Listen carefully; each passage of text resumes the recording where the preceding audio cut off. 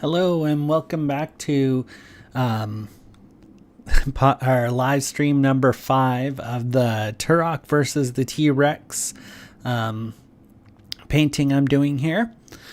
And I'm just going to first off show you kind of where I was playing around with a few things since we were last on. So let me just get on the right thing here. So a few things is you can see I put in a lot more scaling. The way I did that was I just copied, I just selected a section, copied, and then pasted it in different sections, just to speed up the process of filling all of that in. You'll also see another big change. These are some of the things I've been playing with, but I'm not too exactly happy with. I'll probably change them, but they're just ideas right now that I'm working on. So just the mud coming off the moccasins there, and then also I'm gonna play with some of the kind of feathers, spikes look on the back of the Tyrannosaurus Rex there. Also, you can see I added some more tone to the eye, so I just basically made a pupil there before I just had that one single highlight, and basically just made a pupil and then added a little bit more highlight in there. That's about all that I did with that. I also played around here with some dust in this section, in the lower section, but I'm still not sure about that. But I did end up taking it even a little more further than that. This is kind of where I'm at currently. So I wanted to define some of the rock in the cliff face here, which I think is looking pretty good now. Instead of doing the technique where I cut it out and then painted it, I just used different pretty square brush and did just a couple areas there where it would look like rock. Another thing I did was put in these clouds.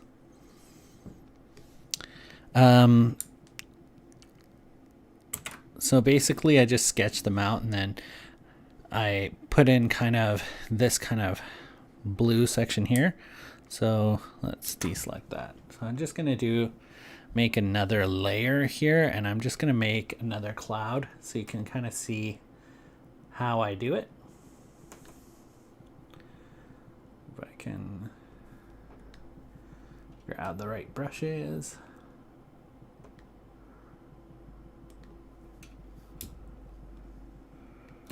I've updated to the newer version too of the Paint Tool Sci, or not Paint Tool Sci, Clip Studio Paint, before this too. So basically I was just kind of, now I had a picture reference of like a cloud that I was working on. So what I do is I just kind of do like X's everywhere, and kind of adds to that kind of 3D layered effect that you get with clouds. Now there's lots of different ways of doing this. Some people use just special kind of like stamping brushes, which you can do too. And then I kind of just doing it lighter on that area. And then I'll go in there with another color, and I will lower the size a little bit and just kind of go in there. Same thing, kind of just working with X shapes. This gives you more of a random look than some people can just go in there with like balls of like different color. And I just find that whenever I do that, at least, it doesn't really turn out the way I wanted it to. I have to go a little bit lighter just because this section, this guy here, is matching the tone.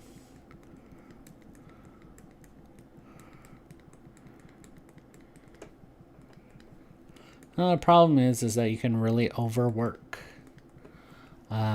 clouds and stuff. So you got to be careful with that. I think another problem is that some people make them a little too transparent where they're actually pretty opaque.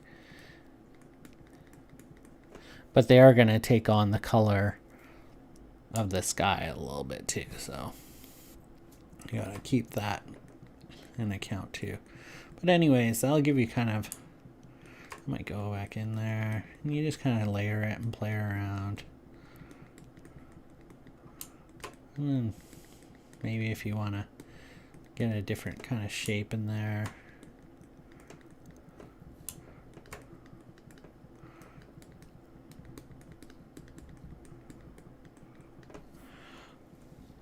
So that gives you guys a good idea of how I go about doing clouds and stuff like that. I might also go back in there with like this gouache blender just to get rid of some of the straight line looking parts and just kind of push around the stuff, the digital paint here.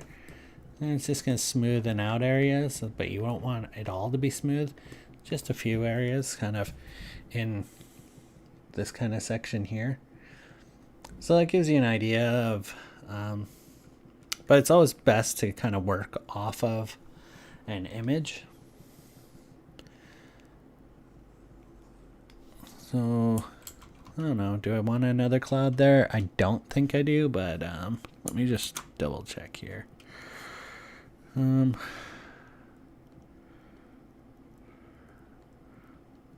Now here I am changing the opacity after saying that, but it's just a little dark for that section.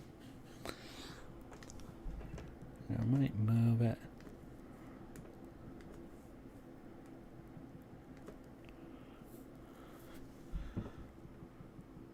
We could use that there possibly. I'm just going to leave it there for now.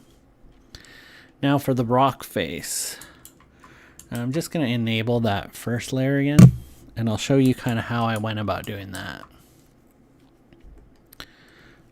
Now I'm finding that I'm just going to be doing lots of this till this is finished, of like kind of testing stuff out and then coming back. I found that their stock brushes here, I had a hard time finding a real nice square brush that I liked. So I downloaded some brushes. Trying to remember what the guy's name is. I think it's Ahmed Honor, but I could be wrong. But he had some brushes on his website that you could download for free. And I just looking at them, I seem to like the look of them. So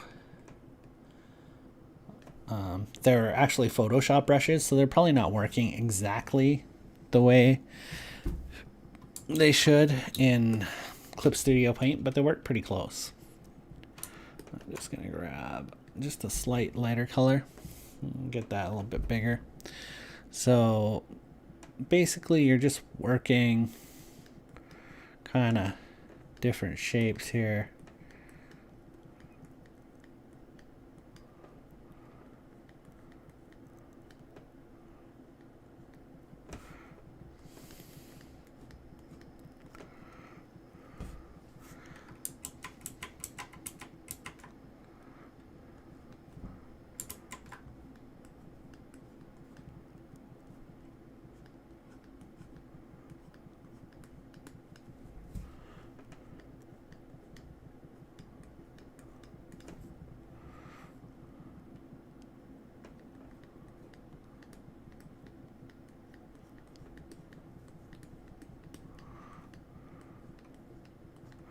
Then I actually went in with a slight darker color too, just to, more dark than that.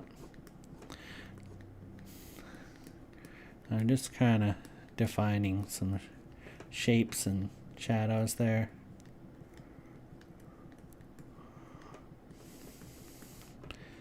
And basically it's just going back and forth from this stuff, just deciding what kind of shapes will work for you. Now again, also it's best to kind of work from reference here. Kind of get an idea of what different sizes of rock and different shapes.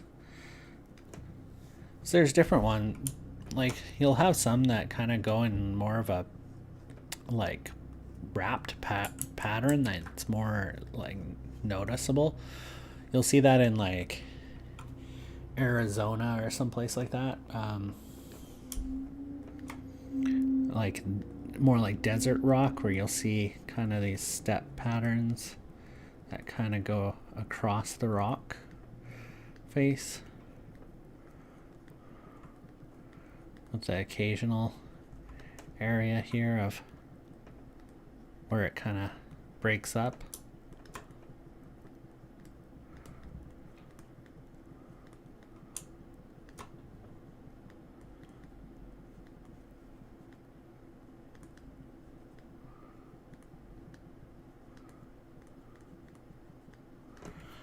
But it gives you kind of an idea of how to build those rock shapes. What I came up with here, I'm not entirely the biggest fan of. I find it's kind of in here I start losing kind of what I wanted with it. I also tried to add some of that blue tone kind of in the shadow areas there. I'm not exactly entirely sure if I like that, so I'll show you kind of what it is without. No, apparently I already flattened that, or no, yeah. So if I take that layer off, I can kind of show you different things I built with. So that's kind of where I got the rock shapes kind of in there, and I don't know, I find they're too defined, and the way that this is, it's let me just do a new layer here. My problem with it is that it looks like it's coming out this way, which it is, but I kind of rather have the idea that it's kind of forward, and this area is going to be the closest to us, not this area. So I'm just going to have to, that's why I actually reshaped it there, but it still needs some work. I'm just going to go in here and kind of decide, make some decisions on the shape there a little bit. I'm just going to grab,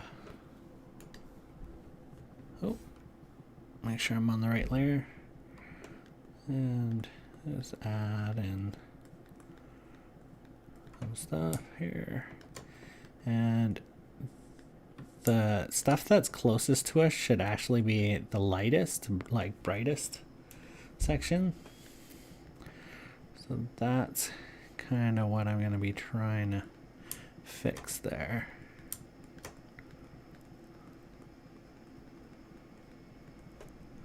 I don't mind a little bit of an edge light on it there, but I do need it to come across this area.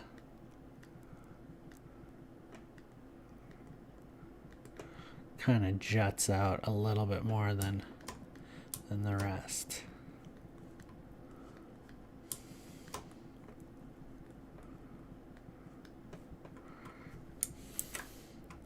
Now, the reason why I put that mask there is just so I don't go way too over the areas that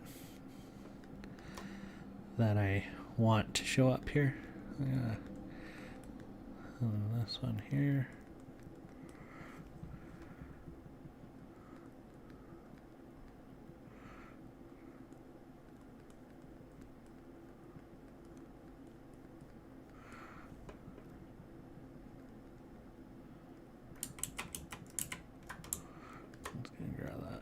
Warmer tone there.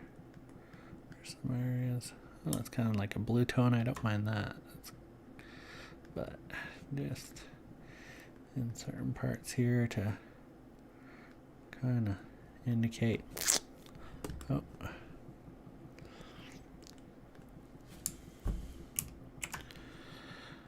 I don't know what's going on here. It's thinking a lot. And it crashed. That was our first Clip Studio Paint crash, I think. Could be because I think I still had something else open there. Let's go back and we'll start that up again and keep working on it here. Unfortunately, I didn't save that quite in time, so we're going to be working that same kind of area again.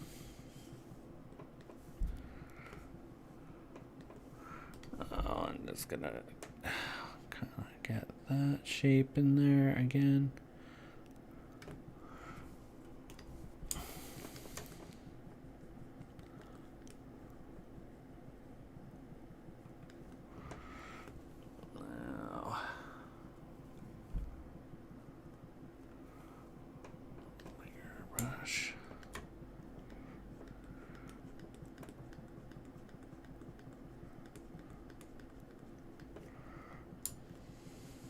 And just go a little bit lighter there.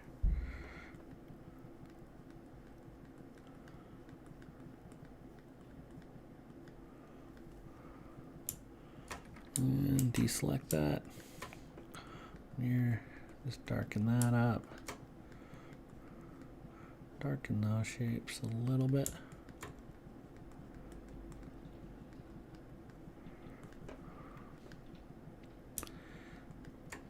Now, a lot of the texture work that I did in there is going to be gone now, of course, from kind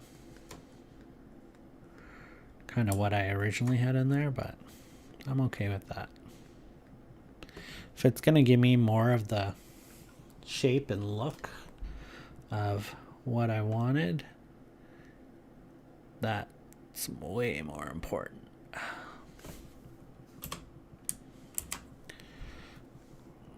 I think what I want to do is I want to cut this right off too. But I want this section to move up a little bit. And now I'm going to go in there and just kind of fill. Come on. Pick the right color. There we go. It's actually got the right color. It's just the wrong, like, opacity for it.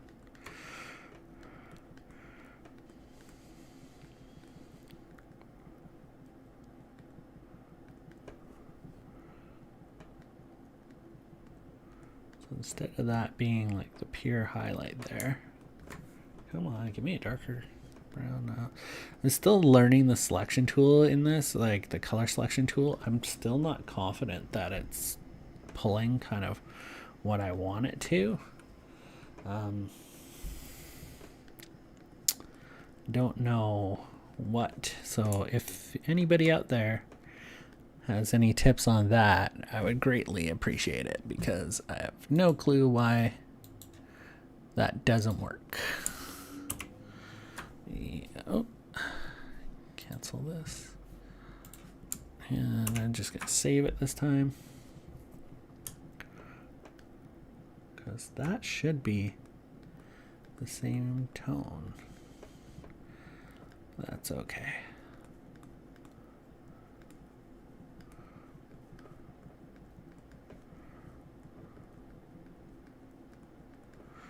All right. Different shape.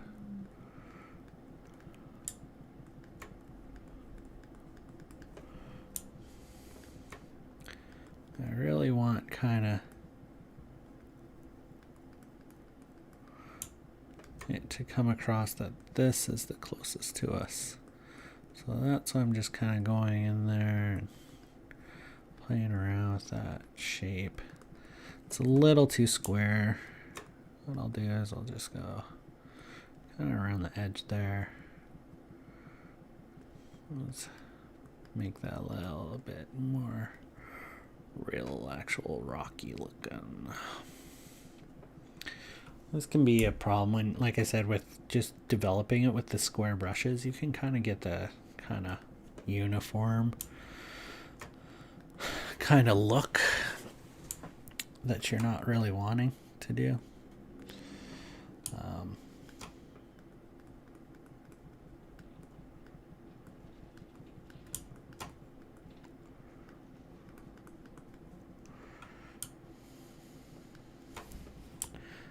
Grab this darker color down here. See if that's a little bit more what I wanted.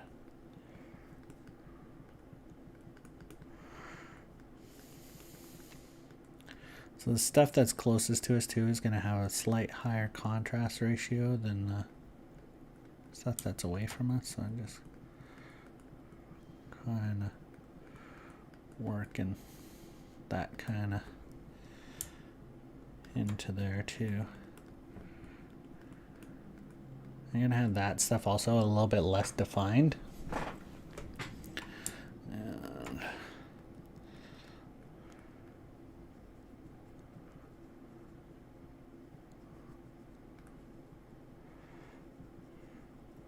And I just want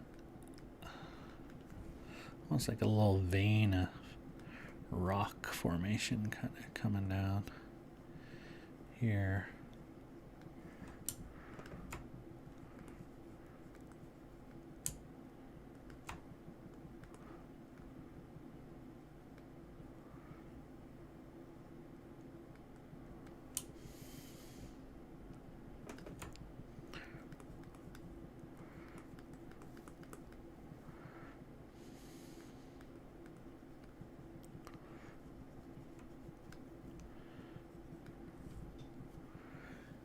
See how that's pulling kind of that area more forward.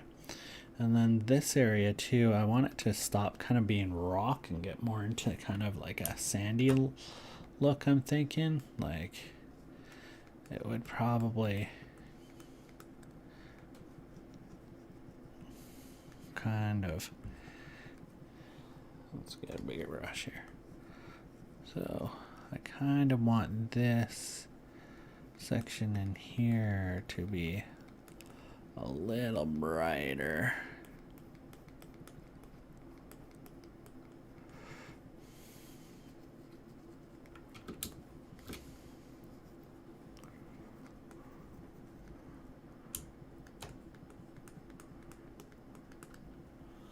And let's just keep working some more rock shapes in there.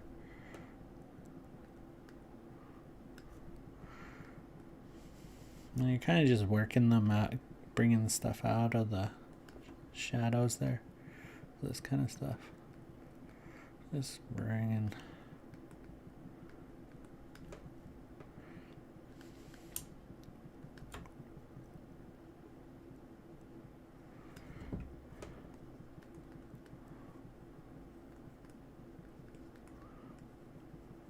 Just give a little bit of shape to some stuff in there.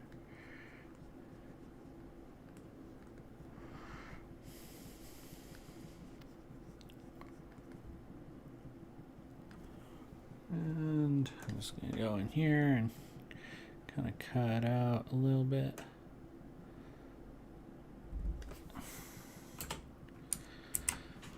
Yeah, that's looking a heck of a lot better than what I had originally, which was this. As you can see, that's kind of just like, number one, we shouldn't see the top of it. Number two, it's like, I don't know, just the whole perspective on it was wrong. Where this one, let me remove that. That one is way more what I wanted to go for from the start. I'm just gonna kind of, much like I was doing with the scales, kind of just noodling little sections in there. Just get little spots of highlight in here. Different shapes.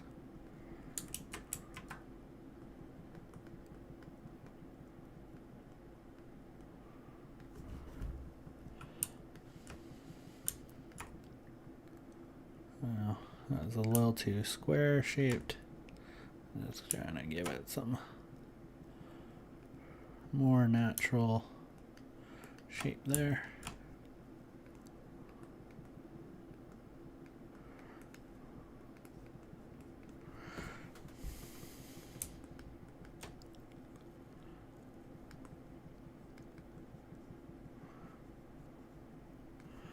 There's gonna be some kind of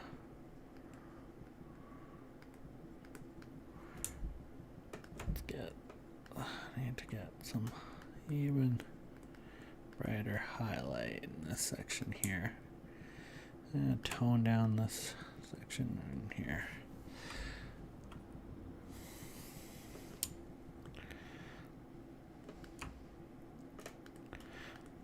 I still like the little bit of blue that's still kind of peeking through in there.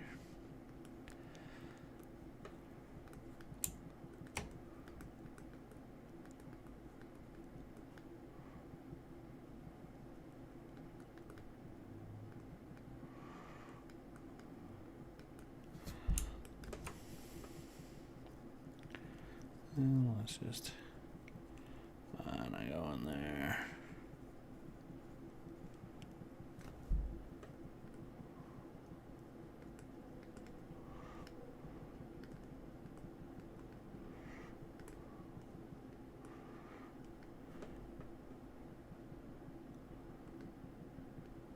Just kind of cutting in little imperfections and stuff into the rocks so they're not quite as square looking in spots. And I want this kind of section to be darker.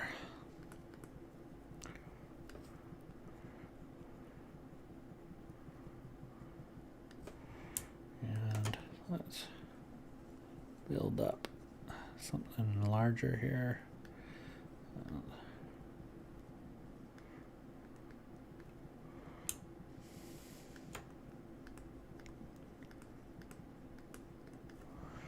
Now this is more detailed than I probably wanted to go in originally with the stuff here, but I feel like I kind of need to at this point.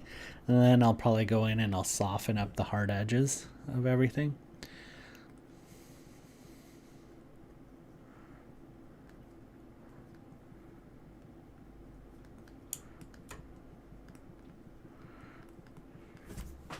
Because you kind of just want to give really more of an indication of stuff. This is going a little bit further than that.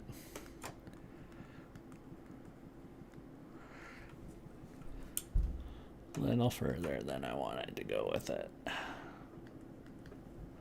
But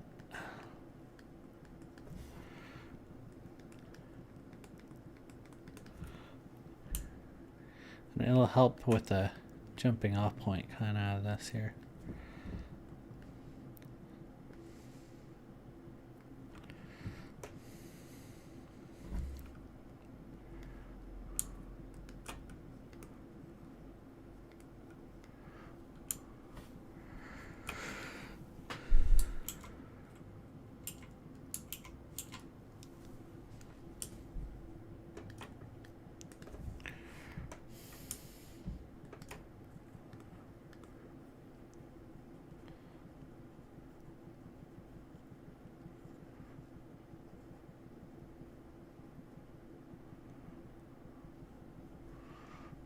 Just kind of,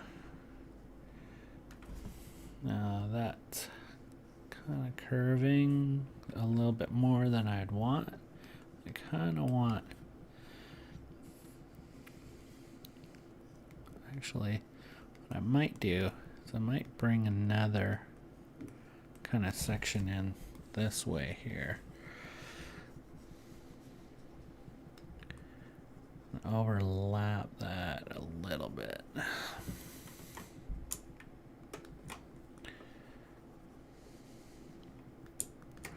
Now again, we'll try to do around 2 hours again. But we'll see where we kind of get to with it.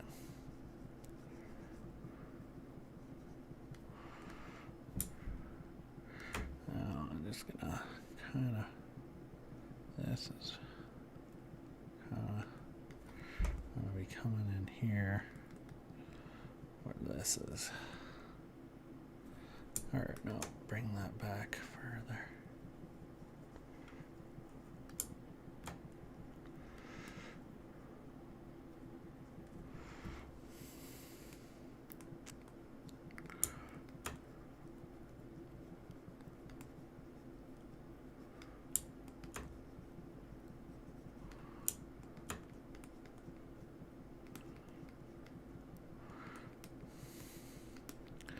So I'm basically kind of doing similar stuff that we would do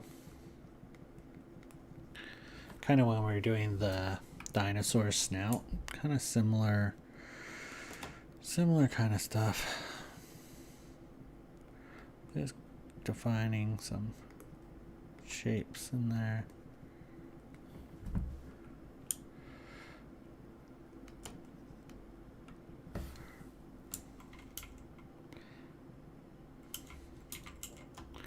Now I want to go with a bigger brush. I kind of want even bigger yet.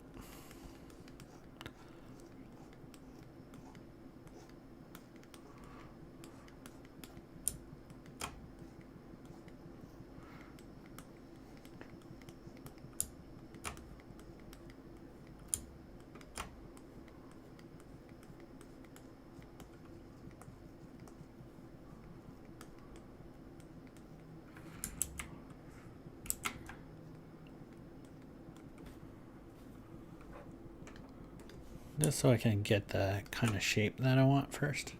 Oh, went way too small now. Way too small. Okay.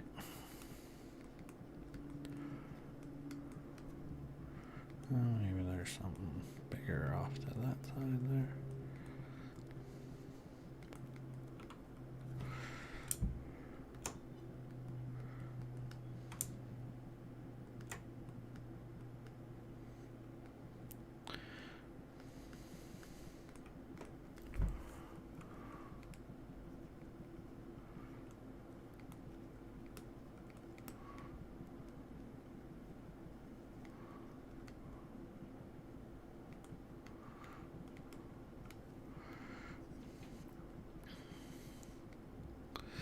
It's a little.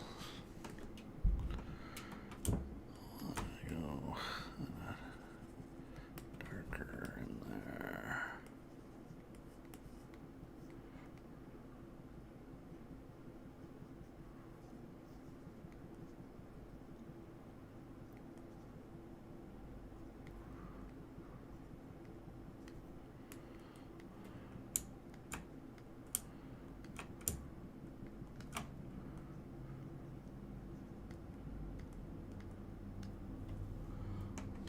A little bit smaller.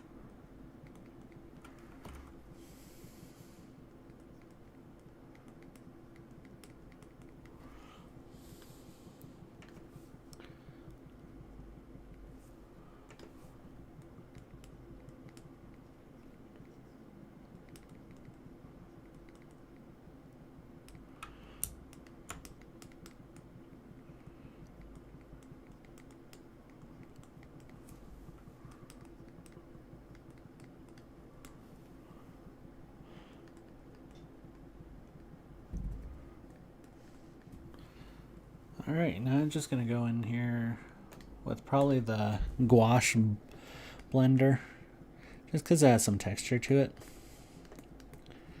I'm just gonna soften up that edge.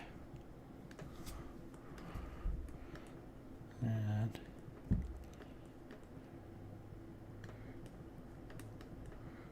just more in the places that it should be kind of softer and less defined.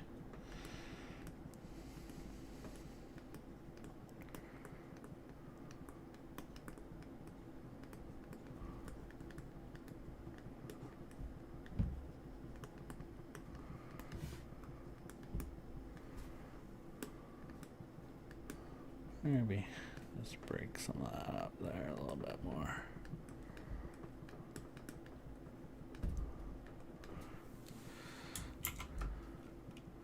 All right, so that gives a little bit of a start to that kind of section. I'm just gonna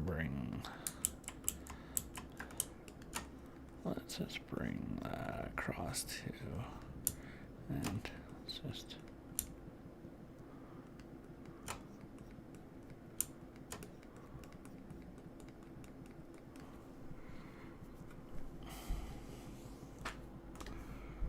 basically I want this area here to be sharp. So basically I want all of this to kind of be softer. Oh, I'm gonna go back in there again. I'm using the blender to do this because I can kind of, you could just use your Gaussian blur or something, but it's gonna make it way too smooth looking. So I was just trying to find this blender at least has some texture to it.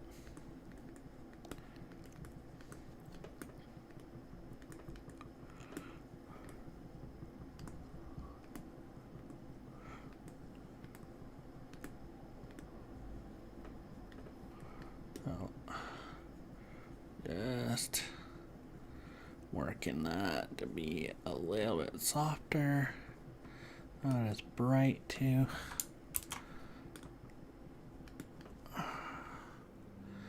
Yeah, it's better. And this is still a little bright too, so I'll just darken that up a bit.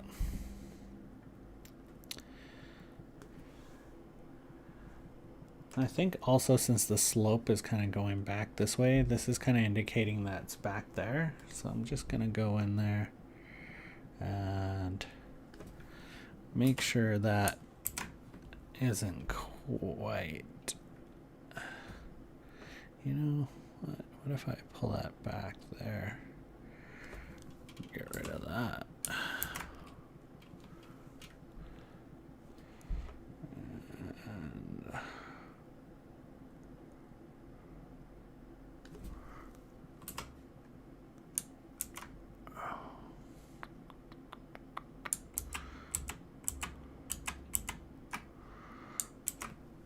Not quite what I want.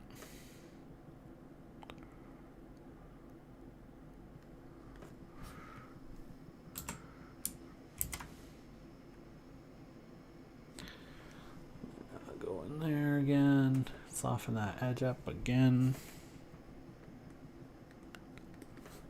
Oh, that's a little too much.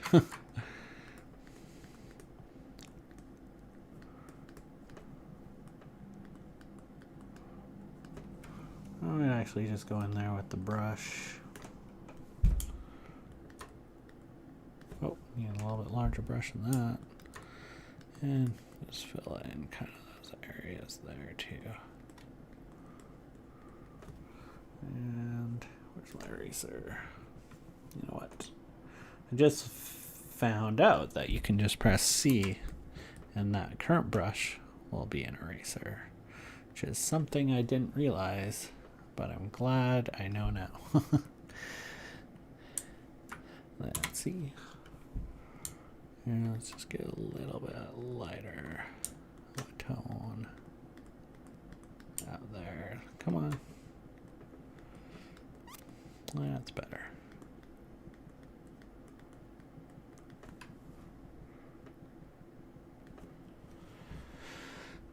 well, that's better for now. Now, one thing also I'm very tempted to do is to actually take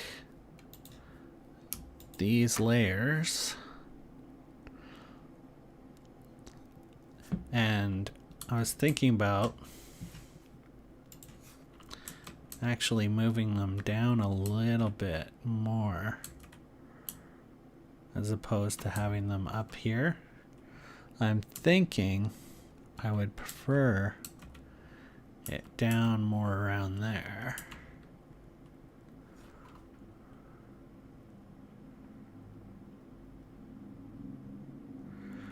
And yeah, I am going to go ahead with that.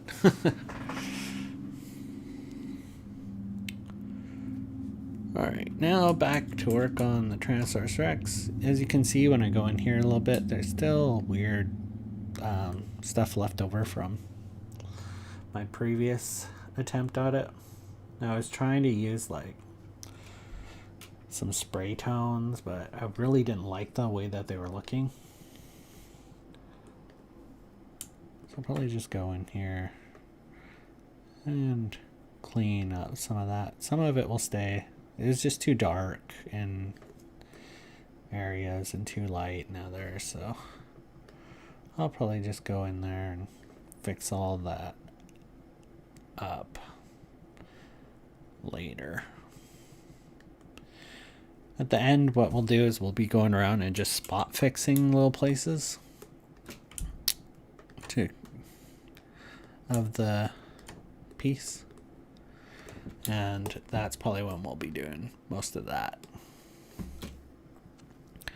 Let's go back up to here and start back with the scales again. It's a little small, a little bit bigger. Okay. Grab my shade right there. Oops.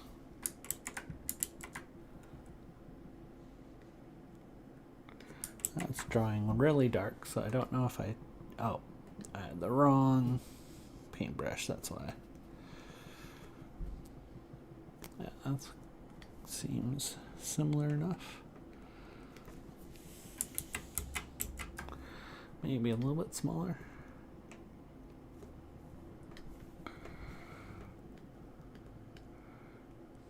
Still's going to be going in and defining some of those areas a bit better of the scale. But what I'm going to kind of do here is kind of do these bigger sections that I kind of want to work in a certain way. So I think I'm going to kind of give him kind of a brow scale, kind of like more like you see on like a lot of dragon kind of art.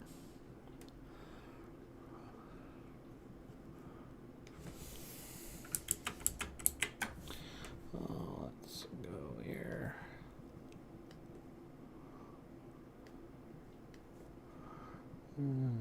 Go here.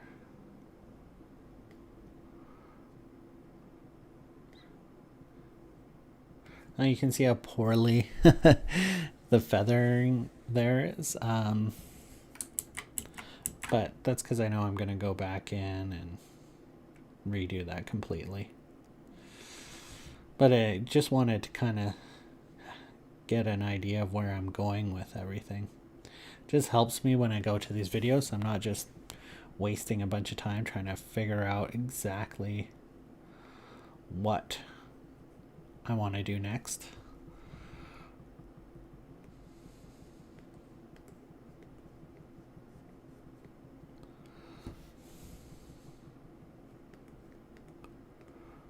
Allow that terminate back into something like that. And these here are going to be kind of same kind of deal that we have everywhere else, but just in here, kind of around the eye here too. I might just do some simple stuff for now.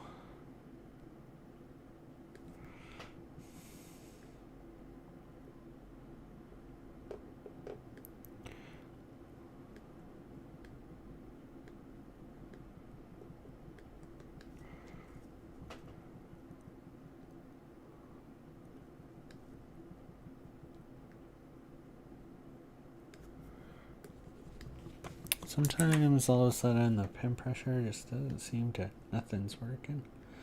I'm just gonna change, just try to change that up.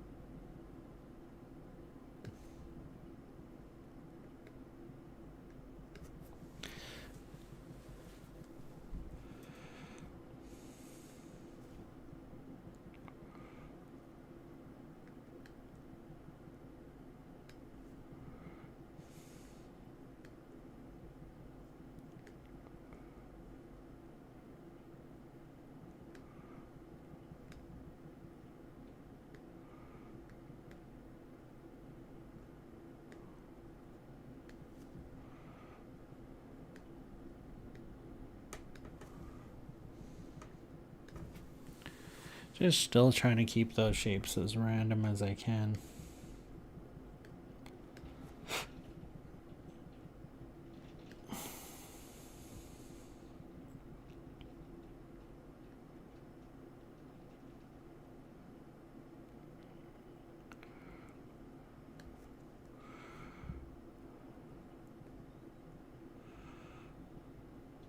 For these parts here, it's going to keep kind of more of a patterned look, just in certain sections.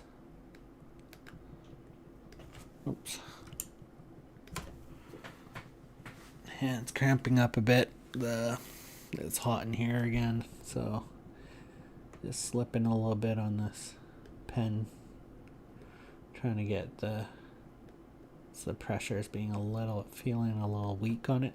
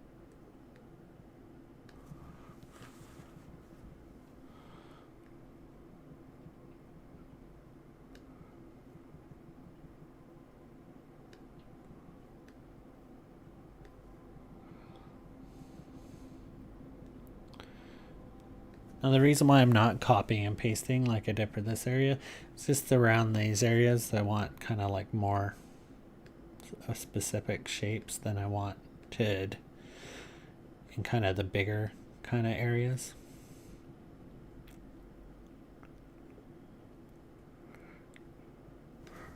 Reason is just that there's more of a specific shape to these here of that section. It's not just kind of like a flatter kind of area of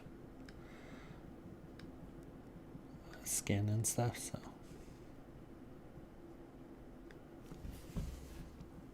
I'm just gonna grab the highlight here just so I can. Now this one, these up here, I'm gonna have to do a little bit more to them than I did on, say, the other stuff there, just because they're more pronounced and large.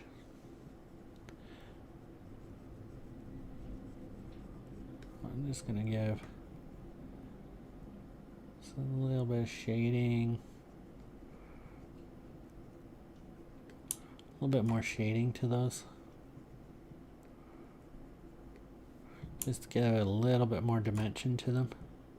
So they're going to be a little bit more defined than the smaller ones.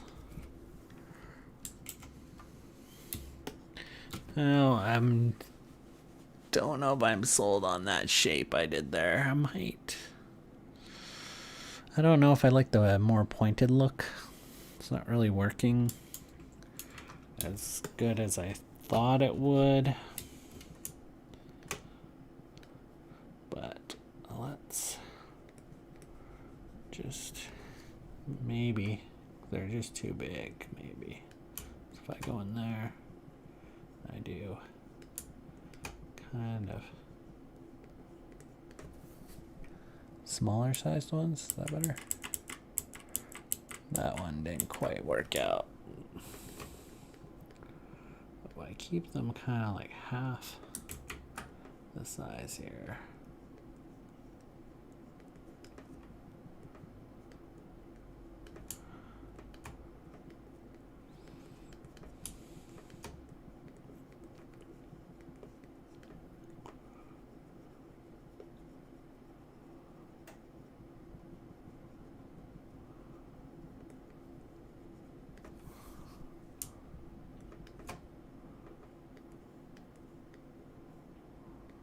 I can get just a darker tone there too.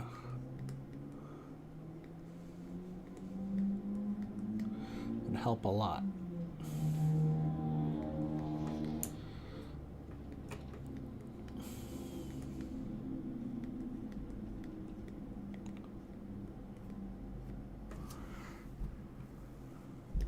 Now I keep looking at my second monitor here because it gives me like just a little bit different angle.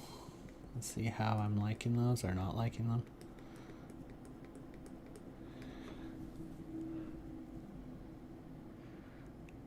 They're okay.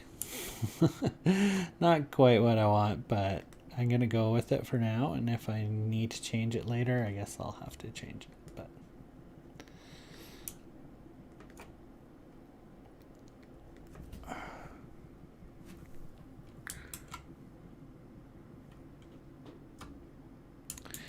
you know what? I think I am gonna change it. Not liking that.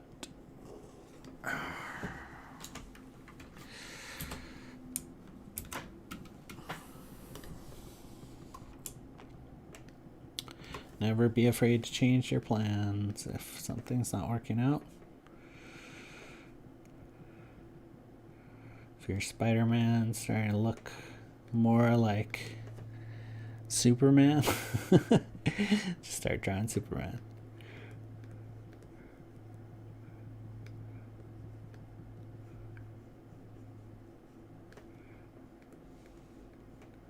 I mean, that's not true. In, like, the context of working, of course, you kind of just gotta figure out a way to make it work. But don't be afraid to change stuff up drastically from what you thought you had envisioned. So I'm thinking just kind of more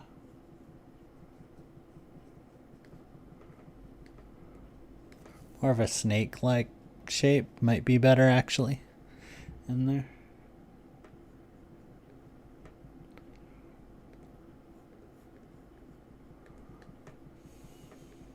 I'm not sure what actual, should be looking at more reference to of kind of what actual like dinosaur artists who just draw dinosaurs, what they kind of do.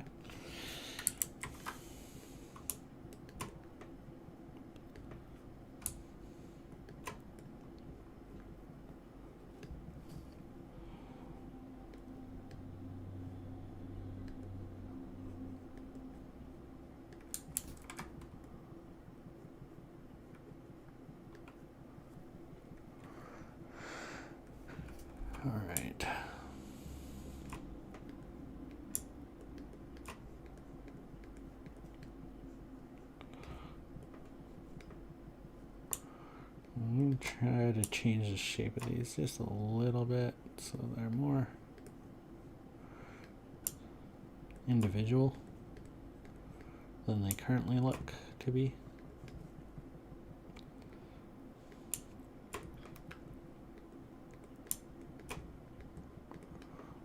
Like individual shapes, I mean.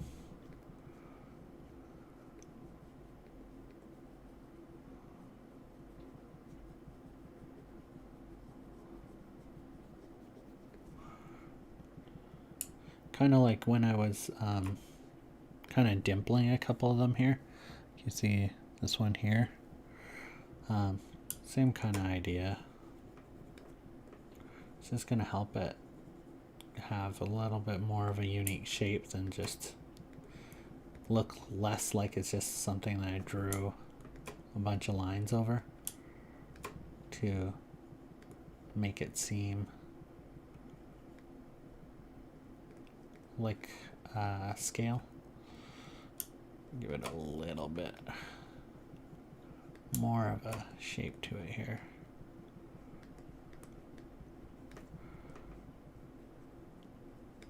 Oh, come on, grab the dark color. Now it could just be the way that this mixing is set up, why I don't feel like I'm not grabbing the right color, like it's not grabbing the right color, but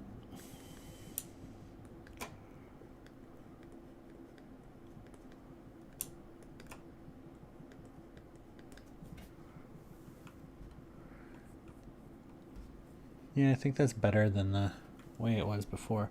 But I'm thinking maybe we do something like this.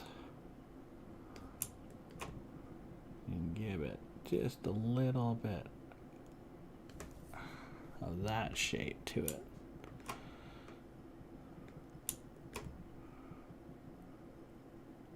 So I don't lose completely kind of the what I had in mind.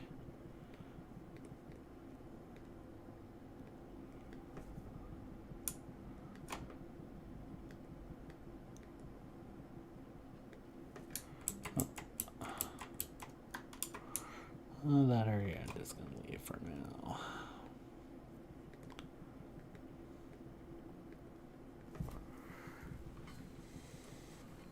I don't know. Maybe I'll just end up with smooth scales all over. I don't know. But let's keep trying. Trying to get it.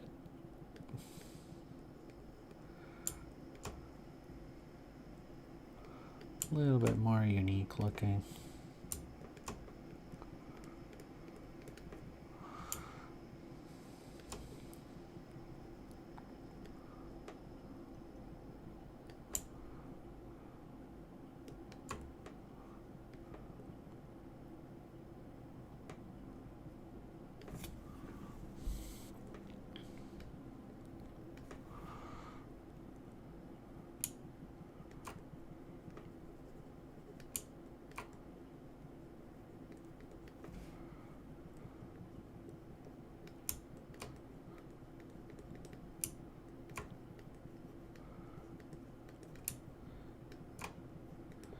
Now the best way to define a line is having a highlight up against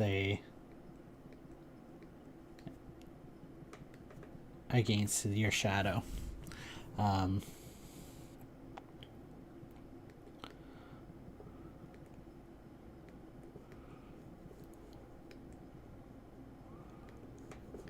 So you can see like this doesn't really look as good until you kind of go in and add your highlight up against the shadow.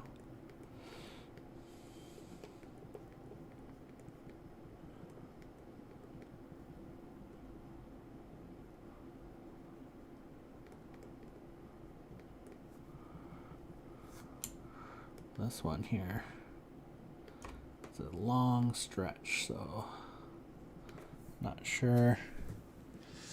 It's not really curving the shape here that good. So what are we gonna do?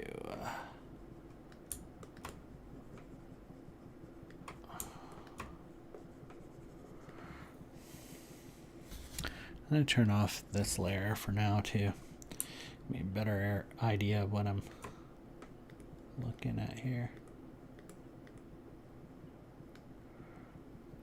And then we should have one sooner. And then maybe eliminate this and get one kind of in between those two.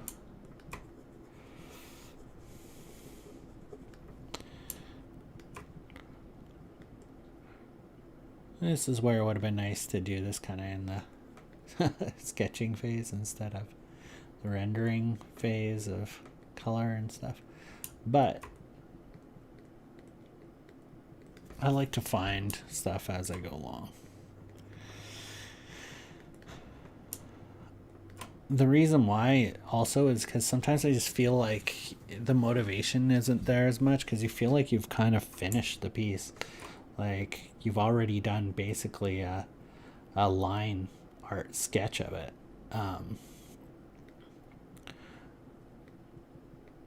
So sometimes it's just nice to have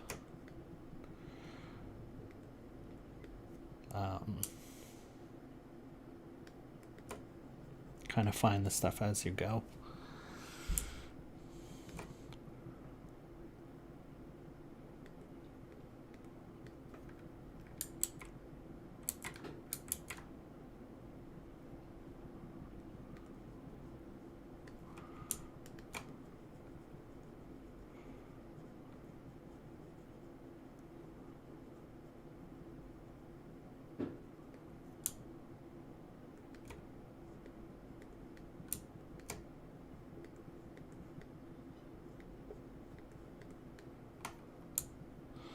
What am I getting? Come on. Darker, yeah.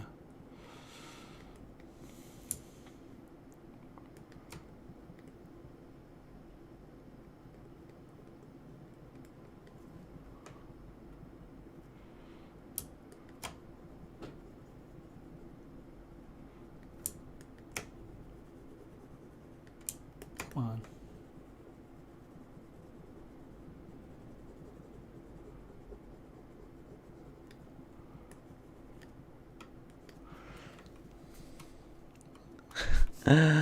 I'm still not liking that.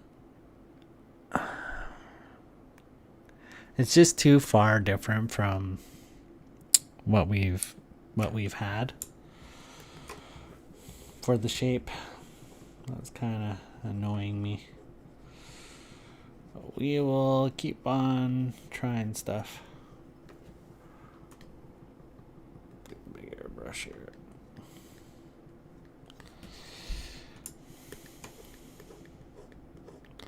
I think because I didn't really design it to be that angular originally, so I'm just... And then once you add all that angularity to it, that's in everything else, it's just not really going quite the way I want it to.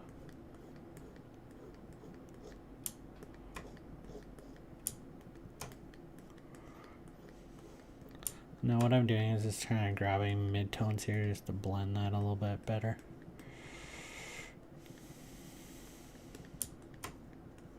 And a better blend. Well, this isn't what really either what I wanted to do with that in terms of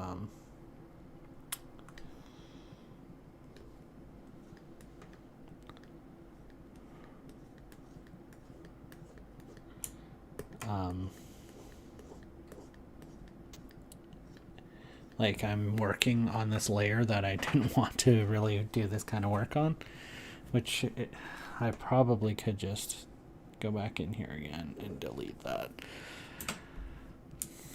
and get it back to what I wanted. All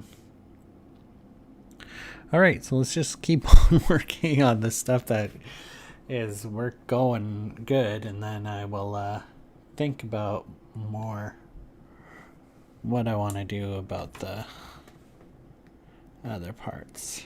Not too bright.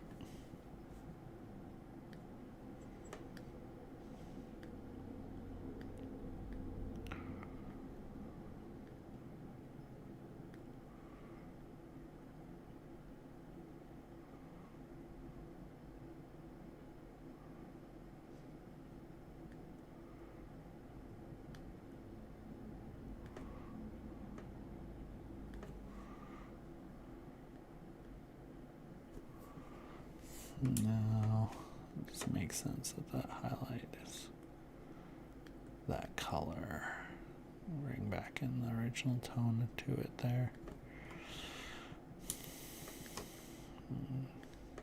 Come on.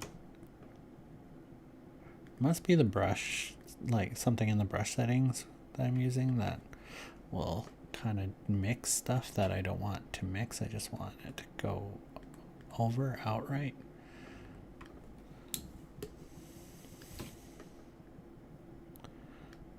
Kind of want this whole section to be defined a little bit better.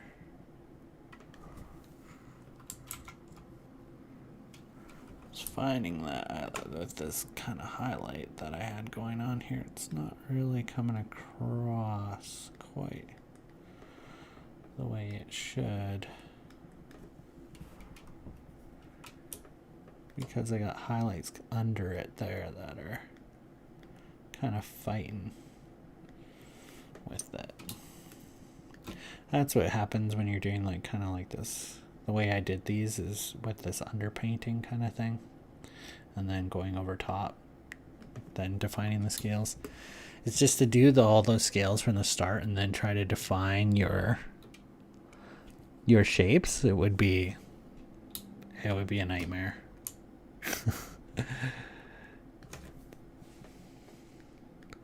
I'm sure it's done, but I don't know. I don't have the patience for that. I'd rather go back in and fix it and spot fix it where it just needs to be spot fixed, instead of trying to go in there and define all of that from the start.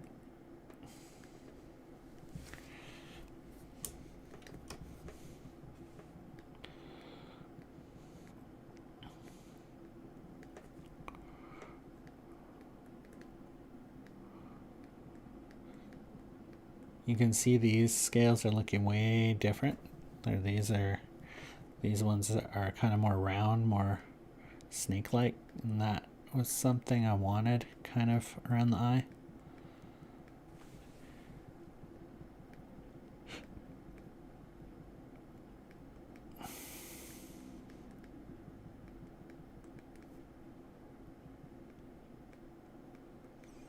That was kind of on purpose by design. Just it's going to draw your eye in, having these smaller, rounder. And also it's kind of reminds me of the way that this eye shape goes, kind of like a snake coiling in on itself. So I thought I might as well work with that a little bit. That idea. And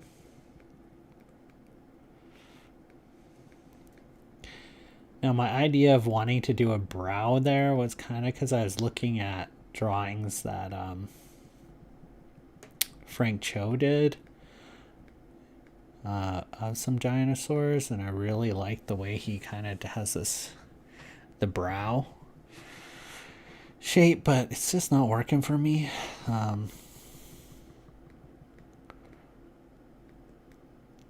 it's also very different. That was like a pen and ink drawing. It wasn't a digital painting.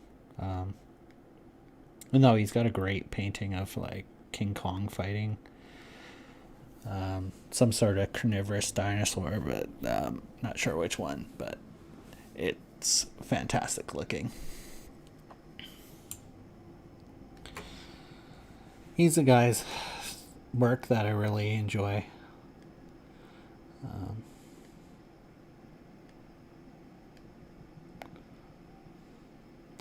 So I'm thinking maybe I'll just go with something a little bit more uniform,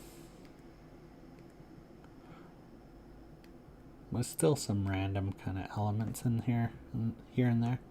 Maybe one or two like bigger, rounder scales in there.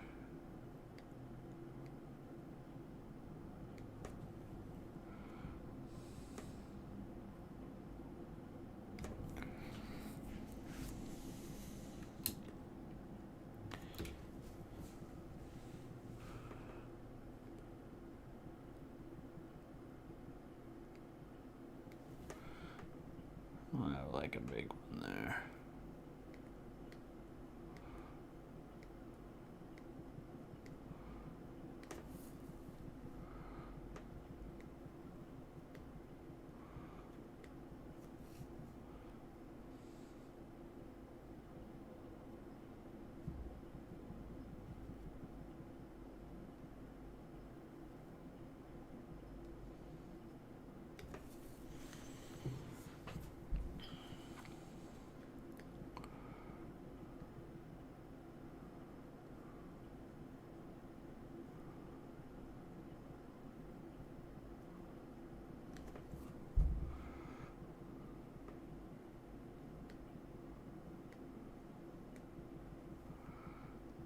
I think it's just a few bigger scales there. Kind of might look kind of cool. Those ones I'll probably do more of that dimple look to them too.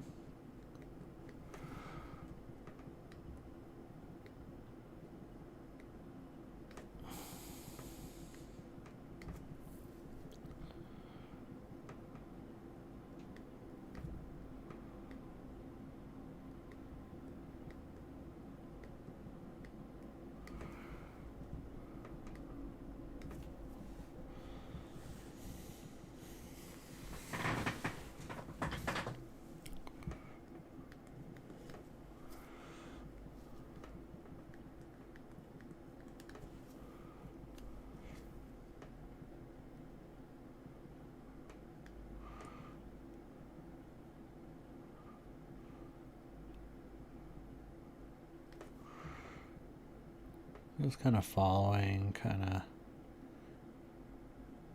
the kind of like skim fold lines or that I had in there for a little bit of this here. Can always go back in and adjust those a little bit since this is on a different layer. There's some people who say you should always learn first or always work on a single layer. It's good practice. Wouldn't necessarily say it's not going to be the quickest route when you're. There's lots of cool tricks you can do with layers that instead of like these people that people mask stuff out with like when they're painting normally, so I don't understand why it's not looked upon good as a good practice digitally sometimes. I don't know. I don't think I'll ever understand certain people's perspective on maybe I will the more I work on stuff myself. Maybe I'll come to that conclusion too. There's so many nice things that you can do, especially like this, like adding texture. But then there's a lot of those people that are against that kind of stuff. They don't have much of like texture beyond single paintbrush texture to their style. Like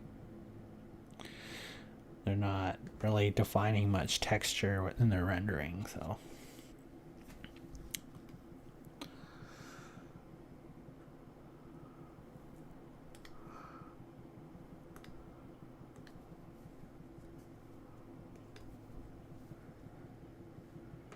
Even though I find some of the guys who say that I do learn quite a bit from. Just softening up some of the stuff here on the underlayer.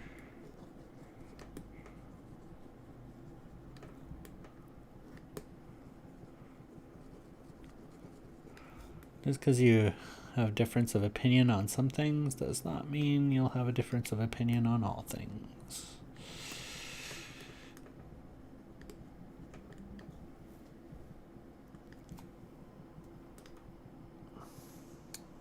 I'll go in here with this brush tool.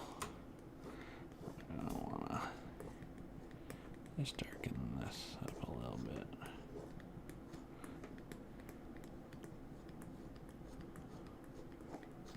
Oh, that paintbrush has a little too much of a texture to it than what I wanted for going in here and just kind of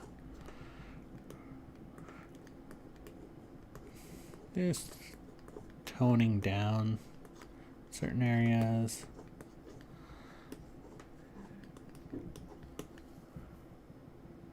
That's better. I might actually go a little bit darker in spots too.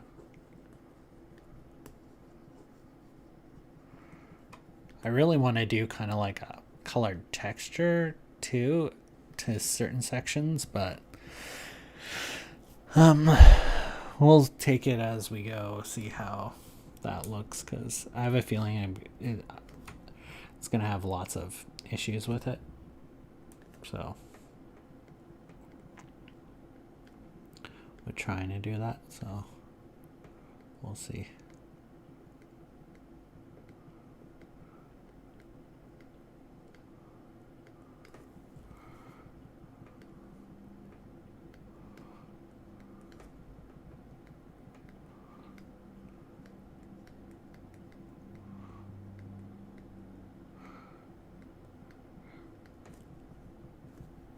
See, if you were like, if I was in Photoshop, I'd be tempted to just do this all on one layer and then these, and then not even actually do the highlight, just do kind of the dark lines or the shadows, and then define it all with the emboss filter, like stuff like that. Just, man, imagine like the time saving. I'm sure it's possible in this one too. I'm just not exactly sure how. Definitely not a Clip Studio Paint expert yet. Actually, I was just watching a video about coming from Photoshop to Clip Studio and kind of trying to make the transition easier.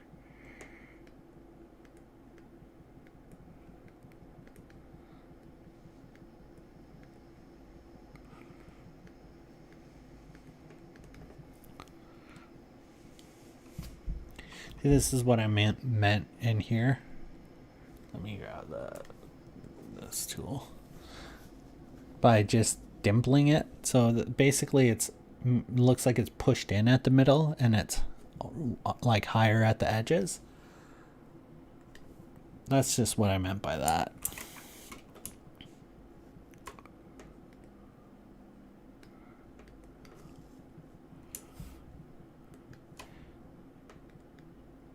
Can just help an edge look or a shape pop out a little bit more.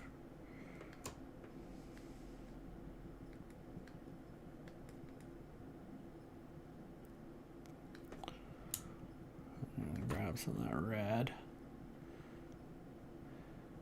reddish brown color, and add that kind of to the shadows of some of these shapes here.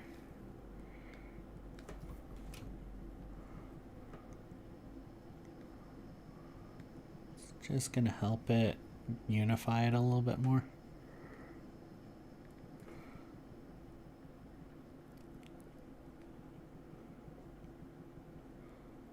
Because I could have been using like a multiply layer or something, and then it would have took on more of the tones of what's under it.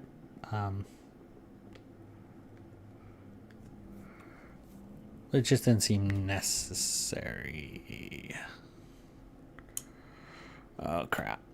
So a lot of that work I was doing actually on this layer, which is gonna be a pain in the butt. So always make sure you're working on the right layer.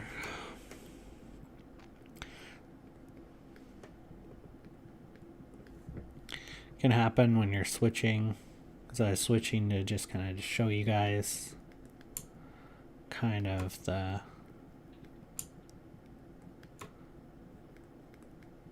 why I was working on multiple layers, and then it ends up becoming an issue with because I screwed something up doing it that way.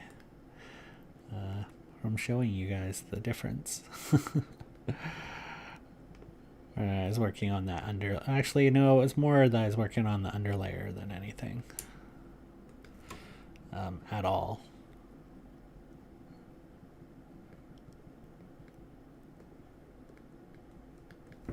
Didn't have as much to do with what I was showing you guys, actually.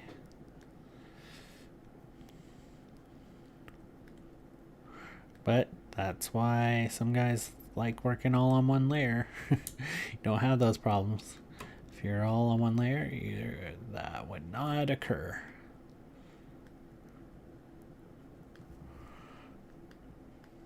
Just playing around here with some of these. In these really highlighted areas, it's easier to kind of make the highlight by darkening kind of certain areas than it will be to try to put an even brighter highlight on the highlight that I already have.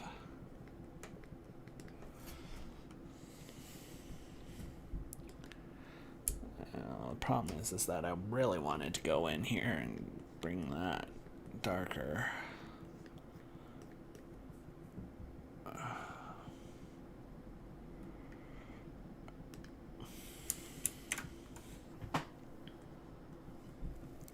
Save it here. Blend that a little bit. I'll go back to the scales layer. Alright, so we're like an hour and a half in. And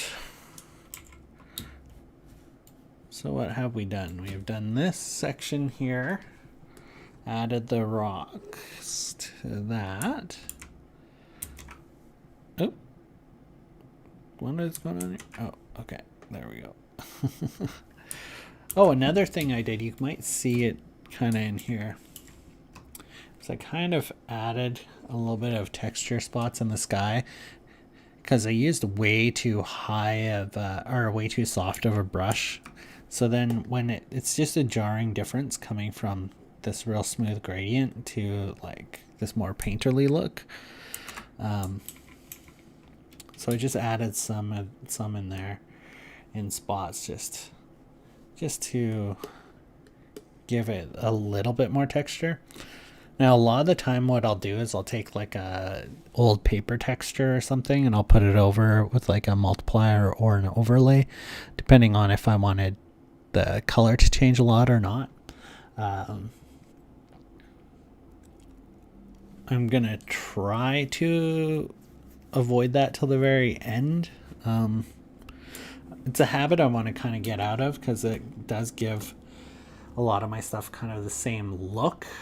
But not in a way where it's like, oh, that's your signature style kind of look. It's just like gives it that grungy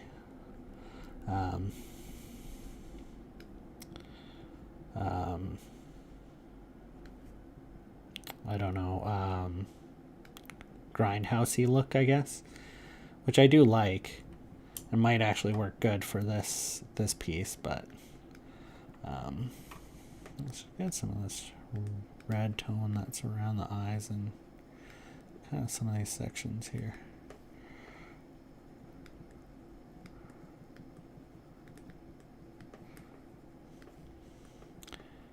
Now, I was playing around with this a lot in Photoshop, and let me just open it here.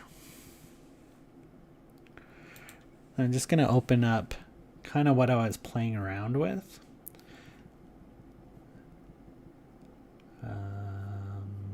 Yeah, this one, I think. All right, so this is kind of what I was playing around with. Thinking this is kind of the more the route I wanted to go. And this is, like I said, with a paper texture that's over top. So you see all this kind of staining and stuff. and then it's yellow paper. Now here I just photoshopped in actual clouds because I knew I wanted to paint some clouds in there, and I also wanted kind of to create the focus of the picture to be kind of this section. So I basically took one layer and I put a radial blur on it, and then I just masked out the center and had the original layer be not blurred in this section here. So it's kind of just playing around with the look, and it's definitely an interesting look to it, but I'm gonna try to get similar finish look to this once I'm kind of going to the end stage, but without kind of resorting to just the Photoshop shortcuts that I was using there.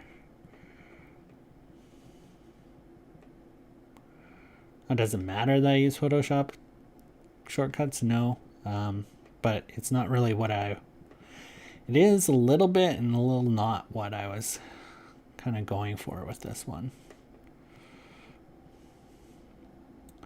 I want to be able to kind of replicate that kind of look, similar look, but with just the brushes and stuff available in this program.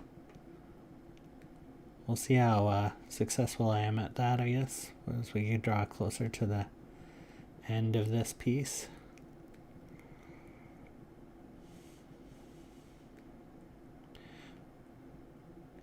I wasn't sure on the color too in that kind of mock-up. I like to do that on these pieces just to kind of see, like, color wise, if I want to make any major shifts or changes. Composition wise, like, is the final composition gonna be way different, or just kind of, it's like sketching it out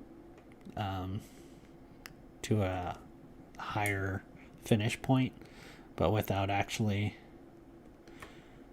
having to work on it, like on each part. I don't know. Basically just doing a digital rough of what you want the final feel and texture and emotion that you want in the final piece.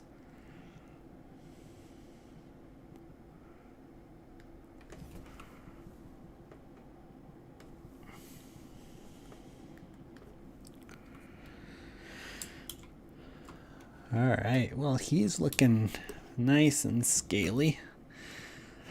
Kind of what I've done in here, though, I'm probably gonna kind of step that back a little bit.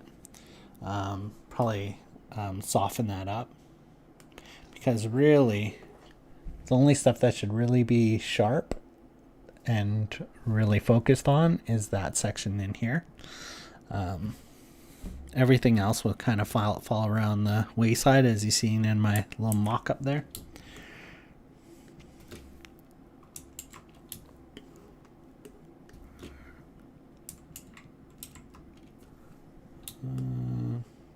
Let's go back down to that layer, and I'm going to do some more work on these teeth. I'm not really very far along on those. They're kind of wonky shapes and stuff that need more definition. I like that one.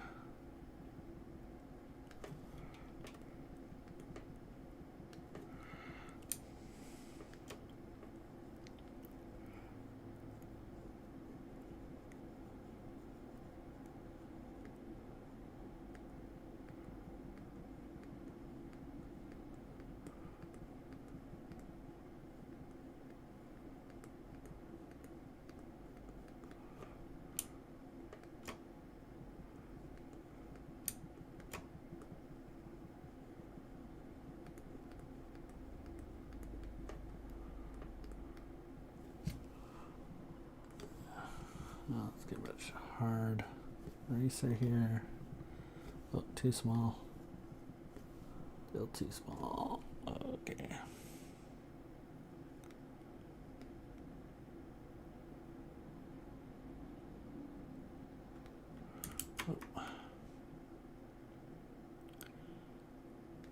Apparently you can apply smoothing to or stabilization to pretty much anything in this program, which is kind of neat. I gotta say, I do like, now that I'm kind of learning the tools a bit better, and now that I also found some more brushes that work really nice in this program, I gotta say, I am liking it. It's that learning curve, though. You're coming from something else. Something else. I might have to add another tooth kind of in back here. Kind of in here.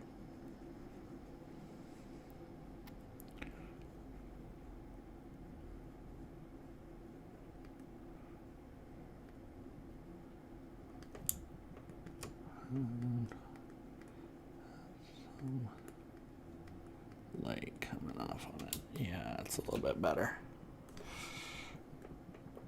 It just was a little bit weird because it seems like there's no tooth in kind of the frontal area of that. Just want to get that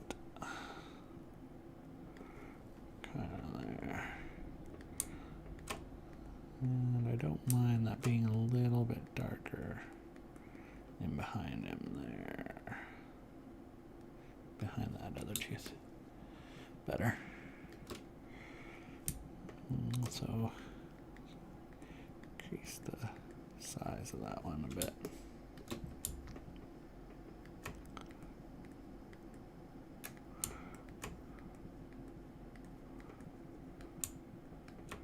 Have a real subtle kind of purple in here, kind of defining a little bit of the gum line, but I don't want it very strong at all.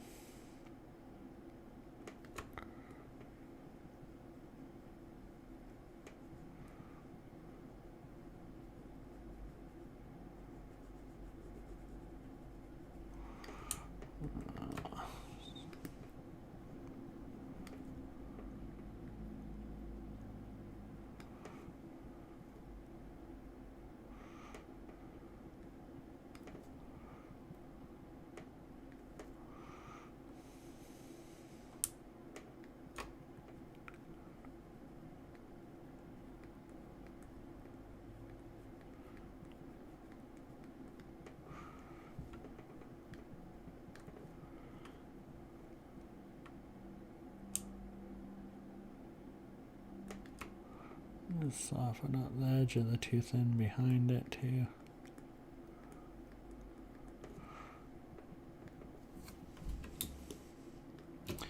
Looking way better. Looking way better, way better.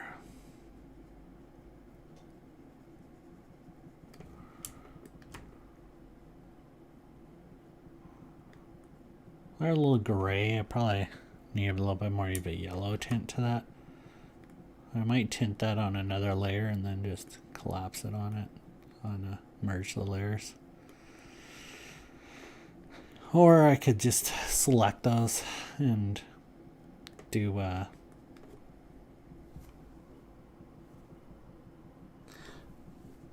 hue saturation adjustment, but I'm a little bit worried that that wouldn't really work out quite the way I'd want it. Reason being is it'd be kind of a pain to draw out each one of these little teeth areas and do that.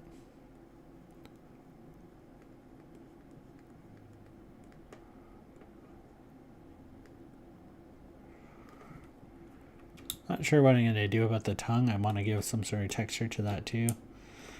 I don't know what I'm gonna do what the best way of doing that is gonna be, but we'll figure it out. Trial and error, we'll figure it all out. Just like we have been with everything.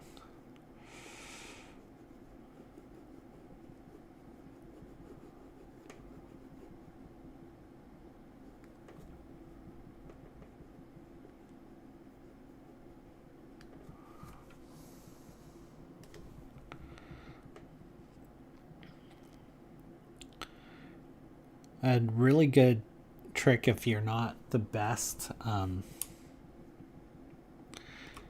illustrator yet, but you want to learn to paint digitally or not, coloring books, because you'll start defining shapes with tone. It's definitely a good way of, because then you're not having to worry about the form as much, and you're just worrying about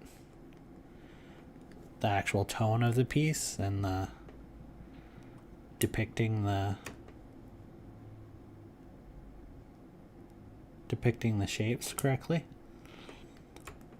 to make them look three-dimensional. I would say that's probably one of the best ways.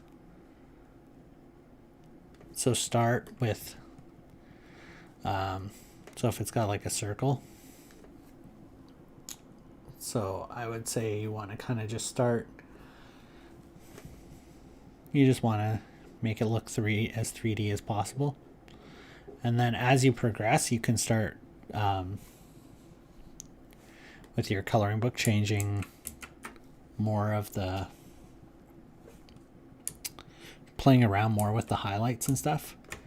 The nice thing is that a lot of those coloring books, they don't really have a direction of light, so you can kind of play with it and make it your own.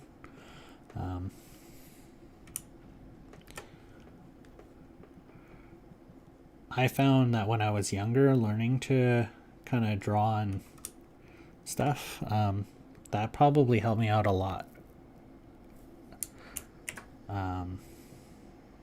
Oh, am I crashing again? No.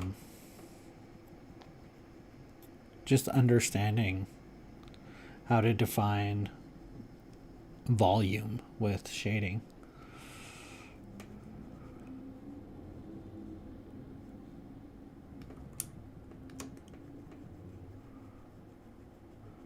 Like those adult coloring books, like I'd stay away from like the Mandela, like Mandel, or I don't know how you say that, pronounce that.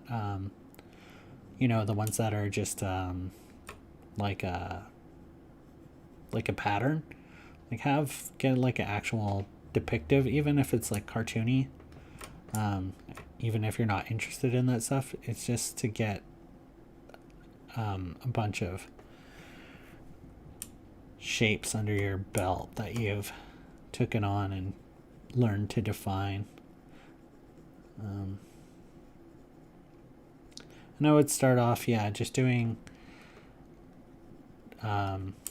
what I consider like your ambient lighting layer, which is kind of just like a base light. So it's as if the light is just hitting the top edge of everything. So let's do that again. Here's a circle.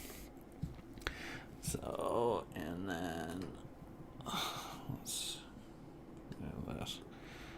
So I'm basically just, oh, that's a weird brush. Let me get something that's will be better for that. So basically I'm just going around the edge, darkening the edge. Then I'm gonna go lighter and lighter towards the center. And that is kind of like what I would kind of call your ambient light.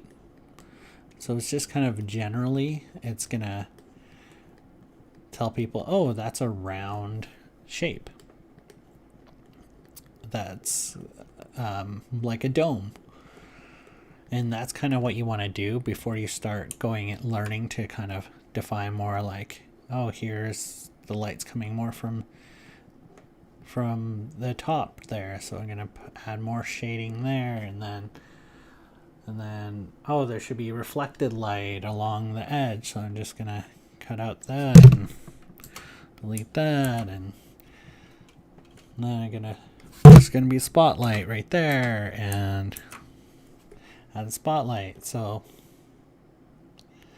that's all good, but it's a great way to kind of learn. Oops, went back too far. And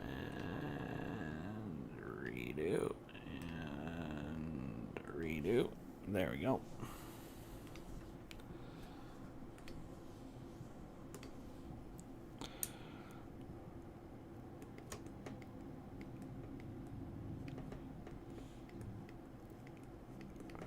It will also help you because you'll be just seeing, like, learning how to do those shapes. Once you go to actually like draw, your shading and your drawing will actually be a lot better. Let's leave it at that for now. So just bring that in there. I'm sure he has a lot more teeth than that, but not going for absolute realism here. And you know what? I'm just gonna grab this color from that was a weird brush there, that ink blot one. No, that's not what I'm gonna do. Keep on that. I'm just gonna add some of that tone instead of going more of a yellowing it with the other layer. Just gonna add kind of the spot highlight across the teeth with that yellow tone from the sky. That's pretty good. I'm not sure how much light is going to be hitting the gums here, so I don't think I'm going to go too bright, but I do want some sort of indication. Oh, that's way too bright.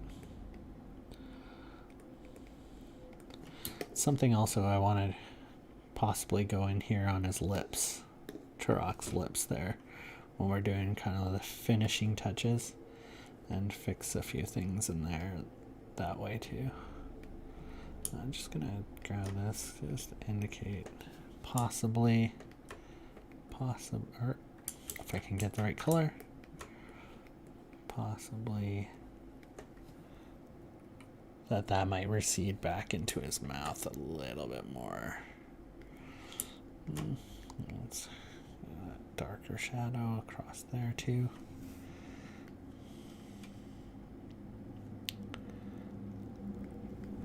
What are we at? We got about 15 minutes or so left.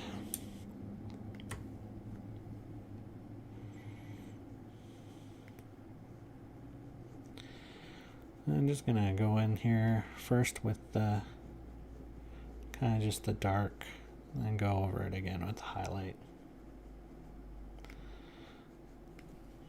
Just kind of like what we did before.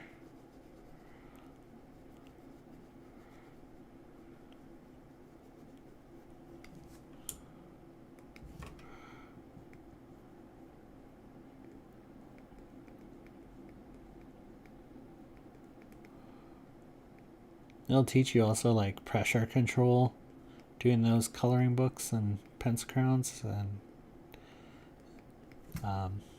you know how to create tone with just pressure, pressing harder with the pencil or lighter.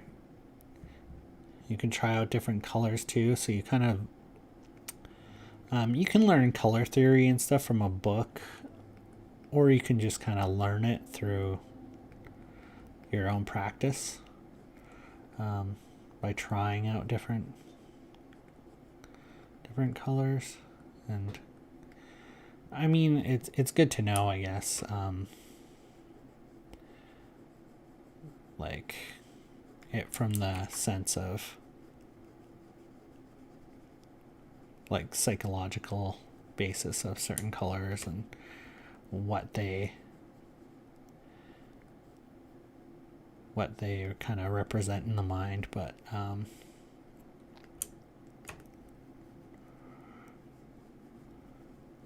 for doing your artwork though, I don't know, a lot of it is looking at other people's stuff, and you'll start learning like what colors can go next to each other and what can't.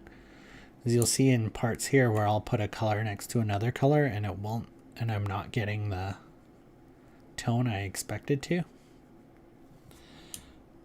Next time that happens, I'll point it out. I think I pointed it out in one of the other videos though, that happened already once or twice. That's where color theory can really,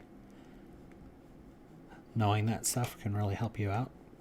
Definitely great stuff to know. I didn't do a heck of a lot of it besides like, you know, opposites on color wheels and stuff like that, but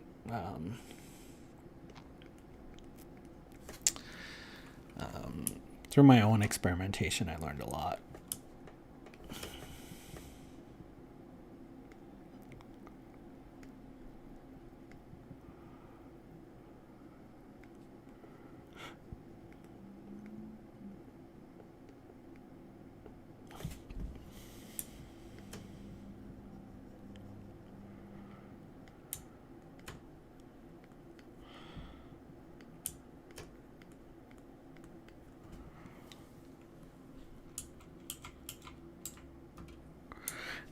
And I do believe anybody can become a good technical artist. But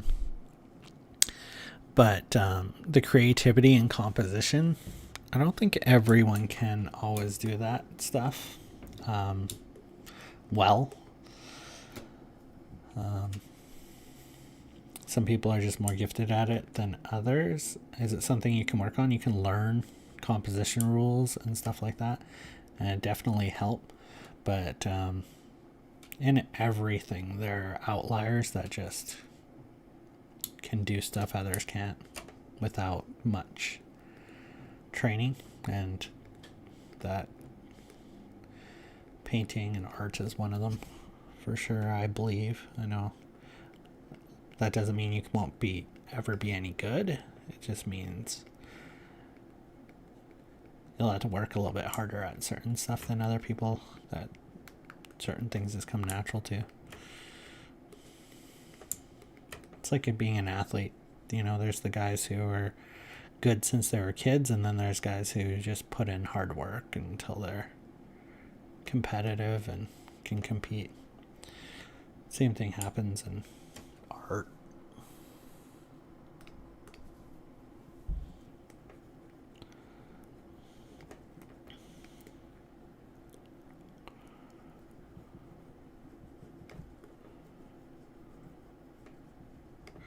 Luckily I guess there's some sort of competitive art now, but, you know, and it's a competitive field, but I wouldn't really, at least it's not competitive like sports is in that way, where you can get easily discouraged right away because you're constantly being put up against others. Luckily with art, you can kind of, at any age, become an artist and kind of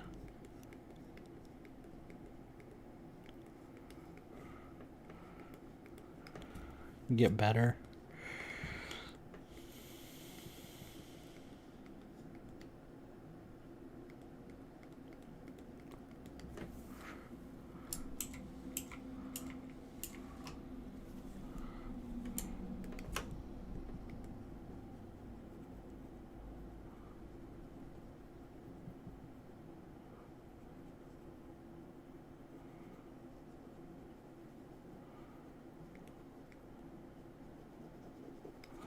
I'm getting into this where I'm using it more like a pencil, which I shouldn't really be doing.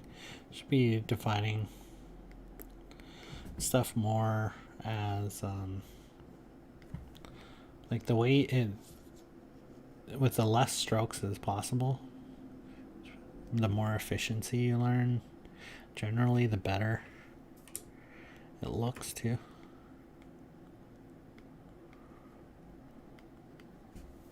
Not always though.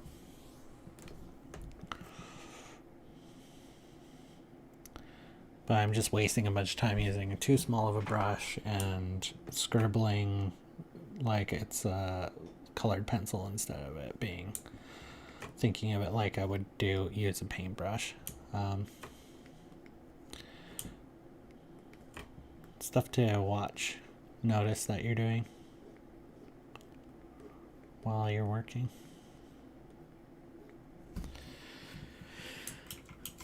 Now, actually defining the texture of that tongue is going to be an interesting, real interesting part of doing this piece, because I'm not sure if I'm just going to do it like I did the scales. Let's have a different layer here and just go call it tongue texture.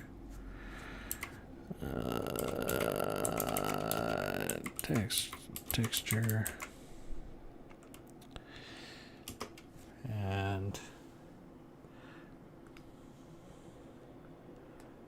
like, I don't know if I want to use like a random like brush with like a scatter mode and just put in like crazy, or put in the, bring the brush size down, bring out the kind of highlights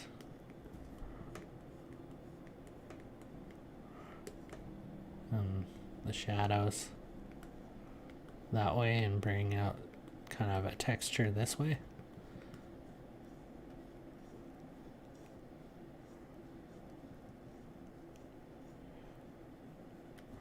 It kind of works.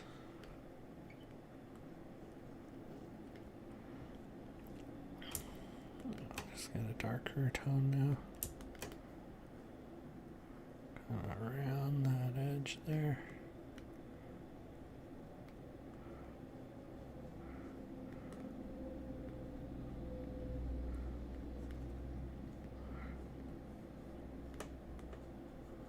Yeah, I don't think I'll need much more than something like that, to be honest. The tongue texture. Now, I'm not really liking how the shadow is there. What I really want to do is kind of do this kind of area as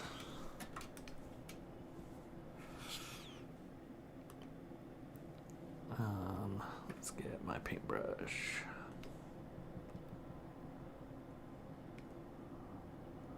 Do that, and then I'm just gonna kind of grab kind of the one of the shadier tones in there. Just go across that. Not really what I'm going for. I'm just gonna kind of, no.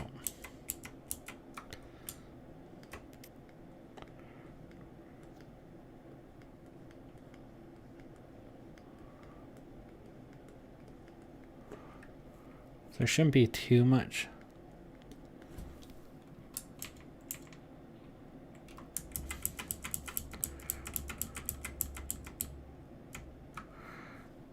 Okay, let's add another layer here. Now this layer, I'm just gonna play around a little bit more with that kind of shadow. So I want it to kind of come up to the rim there, but not quite go over it. Now again, using too small of a brush there, but yeah, let's see. Yeah, it's better. I'm just gonna soften up that edge.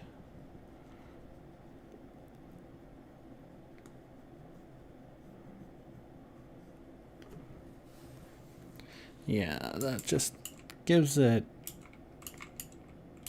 just make sure that that shade coming from the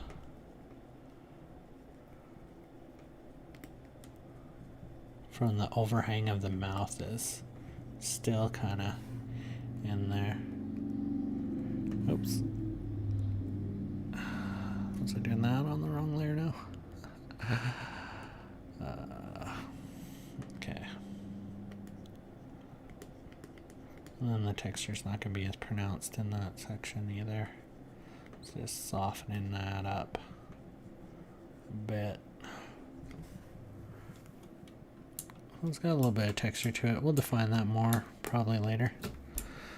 So let's save that for now. And I think this is probably where we're probably going to end it here.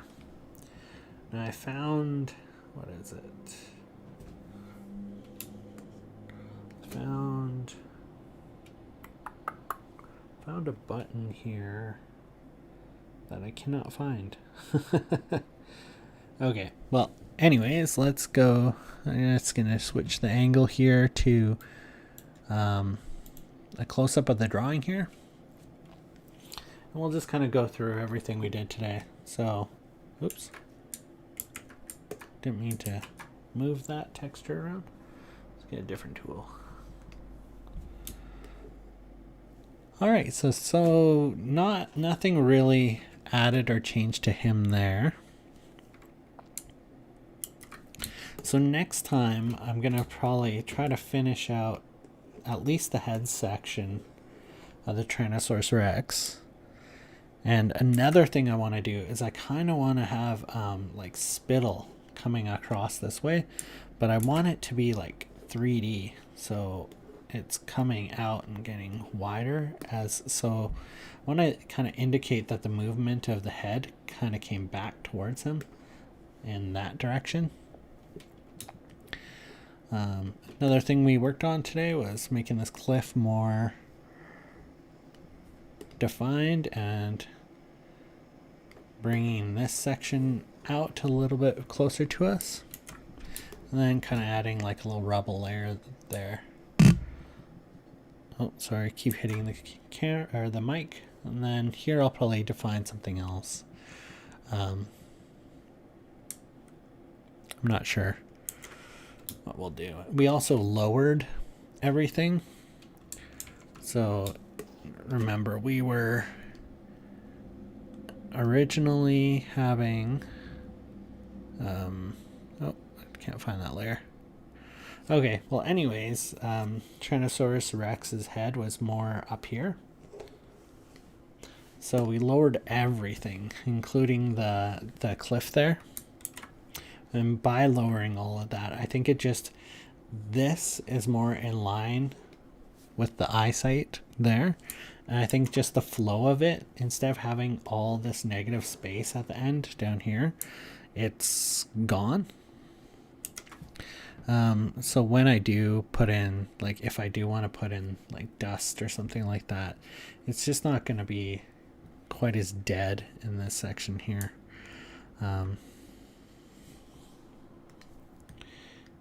Oops. Where's my dust layer? So even if I just bring that down lower too, or section it better, I don't know. I'm going to play around with that as well.